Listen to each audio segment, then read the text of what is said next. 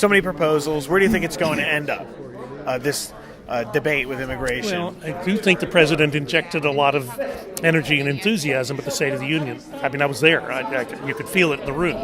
And as I mentioned up there, when the president gets excited about something, sometimes things have a way of happening.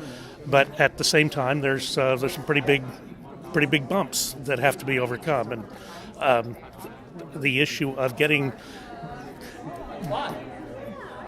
in on citizenship or amnesty before you have tangible evidence that you've got border security.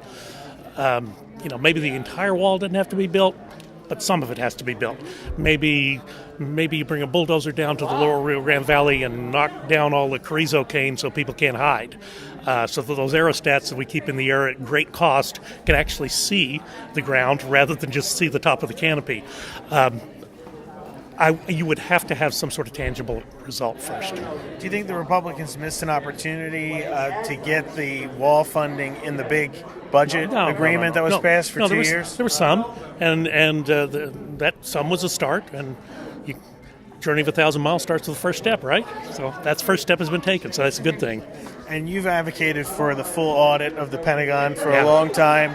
Do you think it was a good move for the Republicans to raise defense spending over 2 years before a full audit has been completed? Well, but there is a little bit of a nick if they don't comply. So that there's actually a cost now to not complying. And I got to tell you this: Secretary Mattis, I heard him speaking the other day, and he said in 1994, he was a relatively junior, I don't know what, at the Pentagon, and it was his job. He was a staffer for Secretary of Defense at the time, Perry, and that was the year the edict came down that everybody has to prepare for an audit.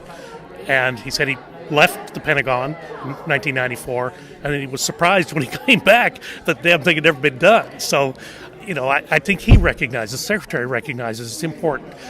You can't have these headlines where dollars have been spent on less than proper things and continue to ask for more money. At the same time, that statistic, 20 combat deaths, 80 training deaths, that's something we got to deal with.